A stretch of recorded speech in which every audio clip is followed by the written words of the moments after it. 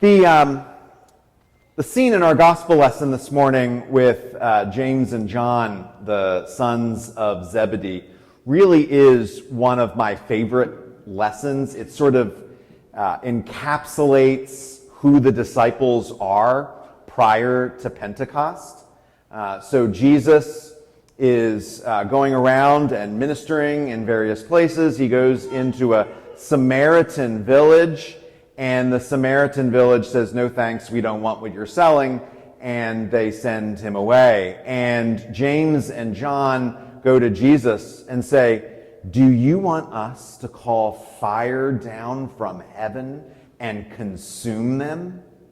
And my favorite part of this lesson is every time I read it or hear it, I always think, what was the look on Jesus's face after preaching love of neighbor, grace, and forgiveness, and then all of a sudden they want to obliterate a town? I mean, isn't Jesus just like, oh my gosh, no one listens to a word that I say? And on the surface, I think you could say that James and John are angry, right? That this town has slighted Jesus. But I think it's deeper than that. Anger is sometimes one of those emotions which covers up other emotions. If somebody asks you, what's your favorite book? And you tell them that, and they say, oh, that's a dumb book. Ooh, right? That hurts. Or, what's your favorite movie? And you tell them what your favorite movie is, and they say, oh, that's a dumb movie. Ooh. Now, you're not upset for the movie's sake, right? The movie made $100 million in the box office opening night. The movie's fine, but you've attached yourself to this movie. And so when they say that it's dumb, it's like they're saying you are. Ouch, it hurts. James and John, the sons of Zebedee, had left everything to follow Jesus. They left their family, they left their job, they left everything they knew, their entire life, and they went to follow Jesus. And then this town had the audacity to not want Jesus. I think for them, it's not just a slight on Jesus, but as they experienced it, it's a slight on them. It touches their own insecurities. It touches their own inner sense of perhaps shame and embarrassment. And when someone touches our nerves of shame and embarrassment, that is exactly when we want to lash out. I'm one of those people, I don't get mad very often, but when I get mad, I want to burn the thing to the ground. One of the reasons why I like the story of James and John so much is that I see myself in it. And it's a corrective on me. The story also reminds me of something else. Fire from heaven is something of a theme in the scriptures. There are lots of stories where fire comes down from heaven. There's Sodom and Gomorrah. There's Elijah and the prophets of Baal. But I'm thinking of a less well-known story. It's a story of two other brothers about 1,500 years prior. It's the story of Nadab and Abihu. Any big fans of Nadab and Abihu? No? Okay. Nadab and Abihu in the 10th chapter of Leviticus offer to God something called strange fire. And it's such a weird phrase that we're not quite sure what that means. What does strange fire mean? And then after they offer this strange fire, fire comes from heaven and consumes them.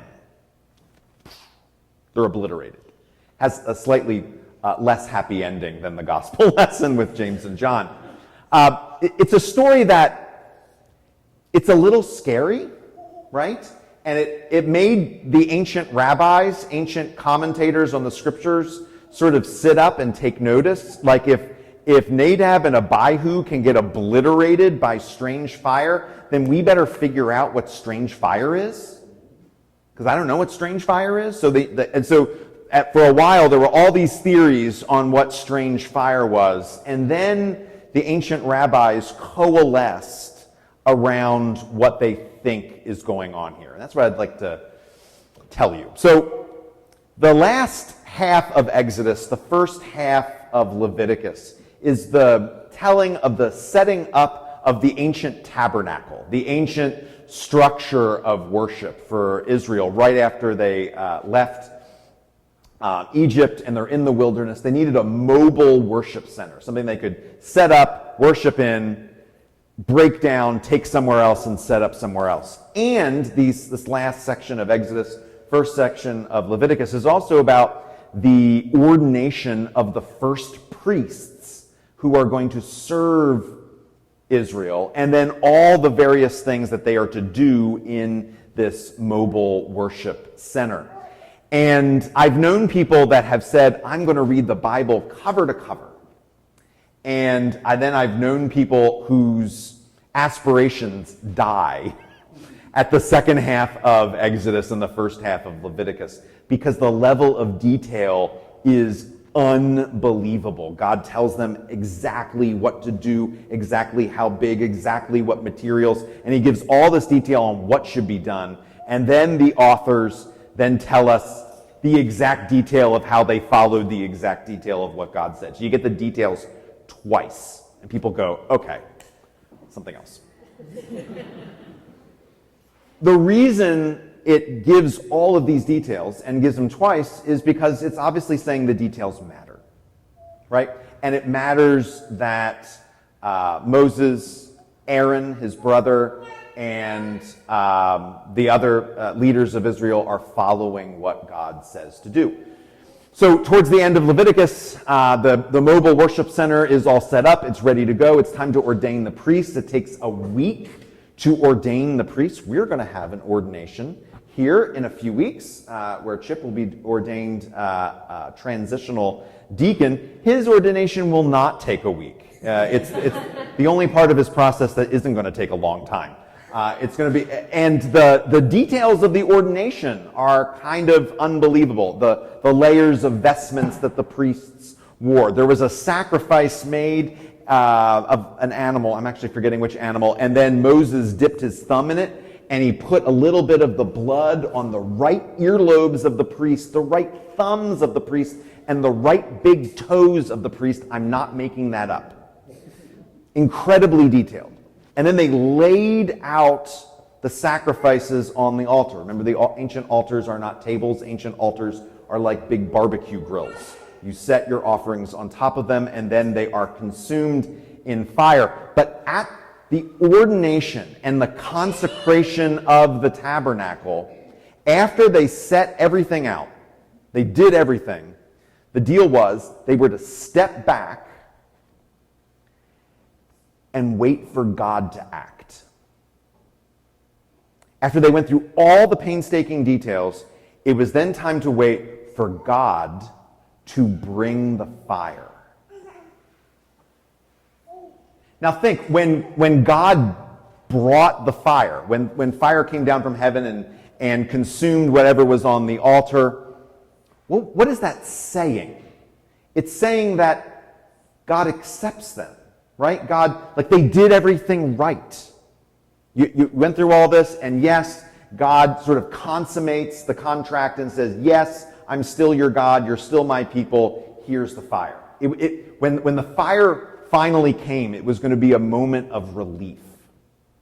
But here's the thing that the ancient rabbis said, is that once everything was set out and everyone stood back waiting for God to bring the fire, nothing happened.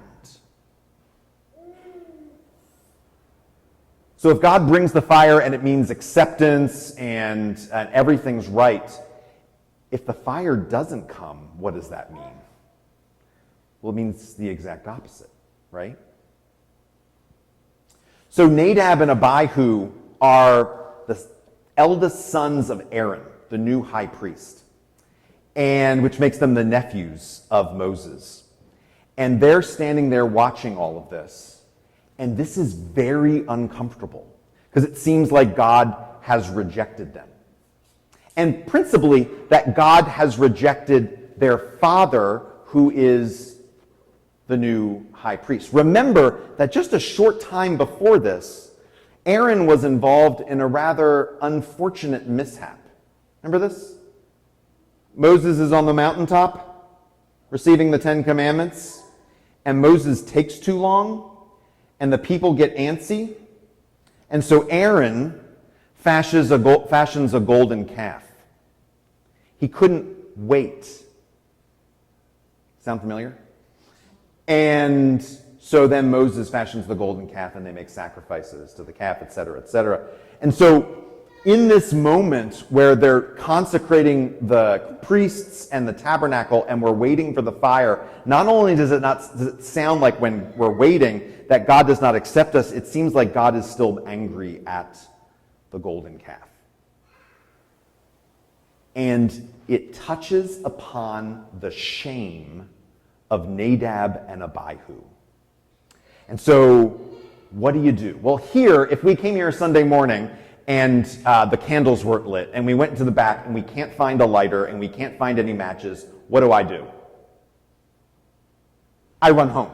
I live right here, I live right behind the church. So I would run home to my kitchen, I would get some matches, and I would come and we would settle it out. Nadab and Abihu, good priests that they are, the ancient rabbis say that that is what the strange fire is. They go home and get fire from home.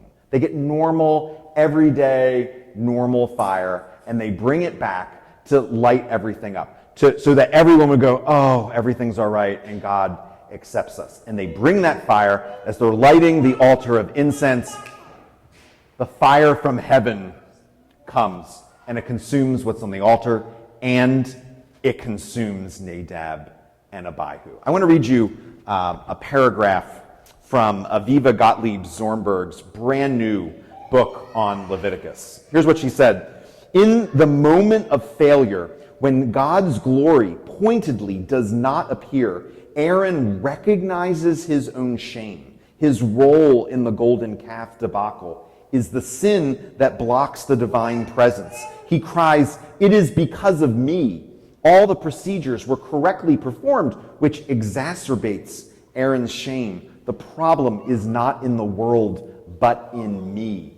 But it is his sons, Nadab and Abihu, bearing the scorch of their father's shame, who will die in their compulsive need to make things happen. Two brothers, 1,500 years before James and John, the sons of Zebedee, are consumed by shame. Shame makes us do sometimes silly things and sometimes terrible things. There's a difference between shame and guilt. Guilt says, I've done something wrong and I feel badly about it. In that sense, guilt is not a bad thing. You can overdo it, but guilt is actually healthy, because when you do something that you shouldn't have done, or you don't do something that you should have done, guilt will help you, like, the next time maybe not do that. You're like, that didn't feel good when I didn't do that, so I'm going to do something different this time. Shame is not, I did something bad. Shame is, I am bad. And we will do almost anything to cover that up. Even wanting to call down fire from heaven. Even reaching into the bag of vengeance. Not so much because of them, but because of us. We do not need to bear shame. We were created lovingly by God. We were, each one of us, created in God's image. God sent his own Son for us. There is nothing we could do that would make God love us any less. There is nothing we can do that can make God love us any more. We do not need to carry shame around, because it is corrosive not only to us and our own hearts, it is corrosive to those around us. We can let it down. Can you imagine what would have happened if Nadab and Abihu didn't have that shame in them and they just sat back and waited? The story would have ended up differently. Can you imagine what would have happened if James and John, instead of going to Jesus and saying, let's call down fire from heaven on them, if they didn't let shame dominate them? What could they have done? They could have prayed for that town.